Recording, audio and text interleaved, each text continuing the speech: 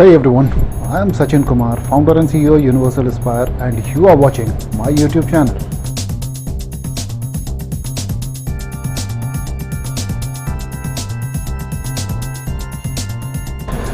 If you remember that in my last couple of videos I was talking about economical slowdown due to COVID-19, and here we are practically on the verge of one of the biggest economical slowdown of the history. However, to combat with this COVID-19, government is extending the lockdown phase-wise. But if we'll see the report and projections, then we will find that first 21 days lockdown has given a straight GDP loss at the rate 35,000 crore rupees per day. That means a straight loss of around 7 to 8 lakhs crore of rupees in first 21 days lockdown, and subsequently lockdown 2, lockdown 3 and so on. So practically business is grappling with the tremendous uncertainty about their future, and jobs are at high risk due to the promoters, due to the business owners. They are aggressively looking for the cost cutting and some sort of a reduction in the manpower as well.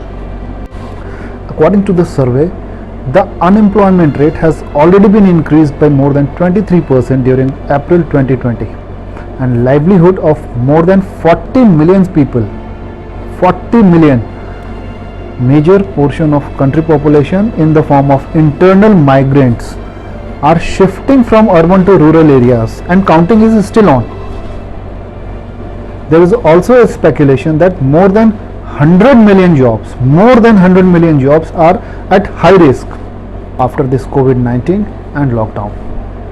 People are forced to stay under huge threat, and obviously due to the less domestic consumptions, weaker consumer sentiments will take time for the further investment and pressure on the growth, as the supply chain has been collapsed due to this lockdown, and because of the migration of these internal migrants, somehow it has been getting managed only for the essential services.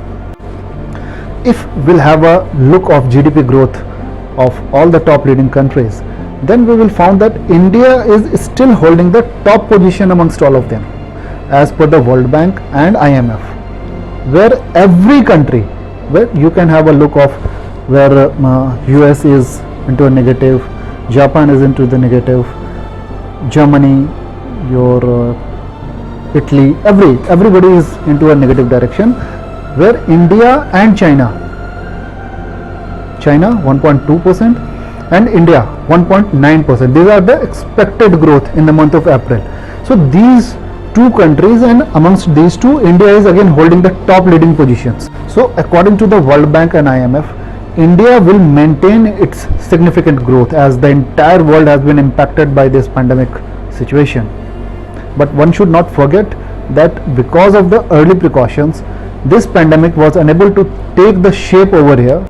So if we'll have a look of the major factor which impacts our Indian economy, that is, this is just a rough figure for the understanding. Agriculture around 15.5%, industries around 23%, and services 61%. So if we'll see the impact of this lockdown, means agriculture is somehow it is relaxed because of the increased demand of essential services, essential consumptions. But the outright escape of all these internal migrants can be one of the possible reasons for any sort of adverse situation for all these SMEs. So any revival opportunities will be dependent on how quickly the supply chain issues are getting addressed, and most important, significant focus on job continuity. Also, new job creation will be much more imperative. आज हर जगह डर का एक माहौल बना हुआ है. लोग ये सोचने पे मजबूर हैं कि एक्सपीरियंस लोगों के साथ अगर हालात ये हैं, and unemployment rate has been increased by more than 23%, then what about those are going to be introduced very shortly as a new crops. Yes, I am talking about the freshers, fresh talents from the different university college campuses. जून जुलाई का ये महीना millions of fresh talents के लिए किसी वरदान से कम नहीं होता है, because they ईगरली, hopefully and very energetically इस पीरियड का वेट करते हैं but these scary situations, I think this situation might be thrilling them as well.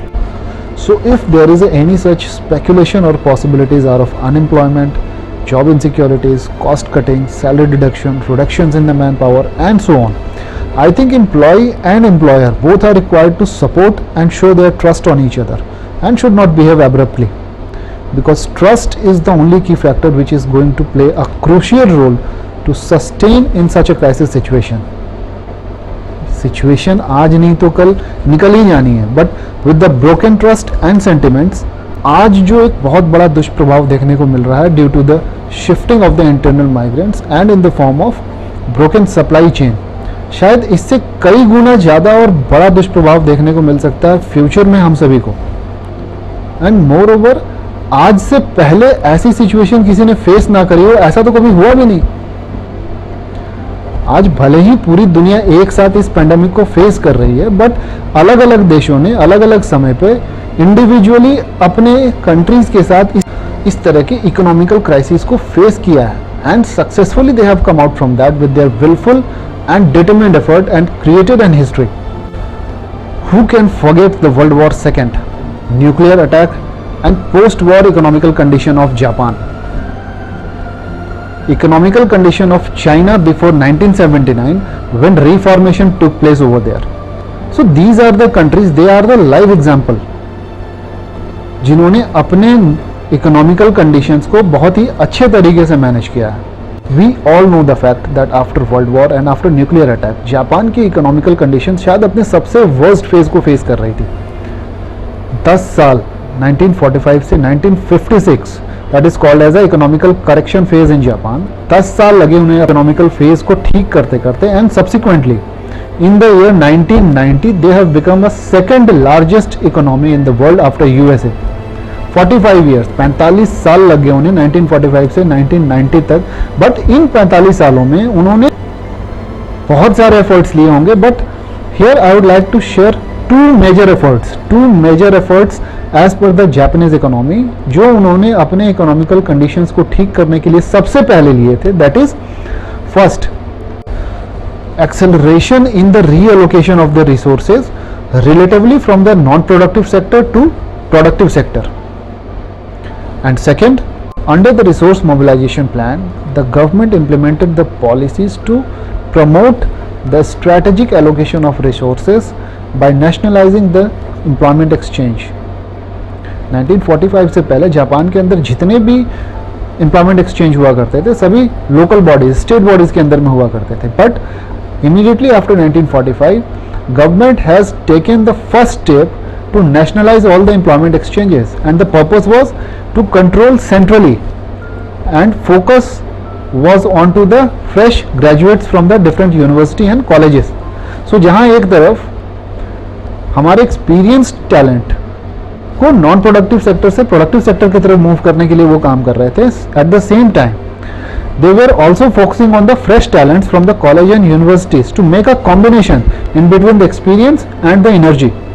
So along with all the other steps, these two steps is called as a remarkable and game-changing steps by the Japanese government, where the focus was not only to improve the economy, but it was also to ensure the citizens that yes, we are there for you.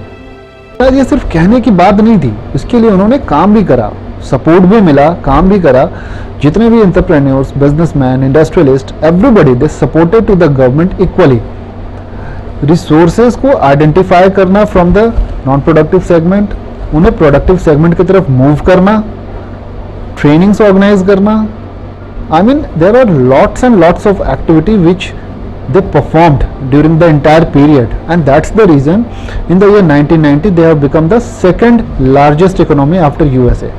Similarly, if we'll see the Chinese economy, when the reformation actually took place in the year 1979, 1979 से पहले Chinese economy was a very normal economy, जहाँ पर उनकी priorities रोटी कपड़ा और मकान type से हुआ करती थी, जहाँ पर फोकस सिर्फ दो चीज़ों पे हुआ करता था. पहला बर्थ रेट इंक्रीज करने पे, दूसरा रोटी कपड़ा और मकान टाइप्स पे. But when in the year 1979 they realized that how far behind they are from the west, then economical reformation took place here again. the two major attributes which played an extremely crucial role in Chinese rapid economical growth. That is, one, large scale capital investment, where the first time Chinese government has invited the foreign investment in their country, and second, rapid productivity growth, that is also called as productivity gains, that is increases in efficiency. So if we'll analyze these two examples in deep, then we will find the importance of the manpower and the resources, and the importance of their skills, the process of the development in their skills, and their major contribution towards not only in the growth of organization but obviously in the growth of the whole country. So here the role of HR managers, I think HR managers, HR heads, HR executives, all are going to be into a significant role in every organization. They have to be very precise and very strategic, not only in terms of recruitment, payroll, statutory compliances, but more significant in competency mapping, performance management system, training and development in order to track the productivity of individual employee, strictly managed time chart, and most important, the game changing steps could be new technology acceptance. The acceptance of new technology and properly implementation of that can be one of the game changing impact in present kind of a situations.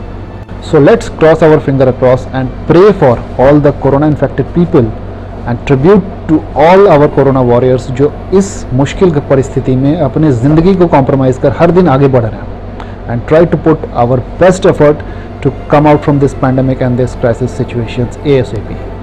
Thank you so very much for watching my YouTube channel. God bless you. Goodbye and see you again.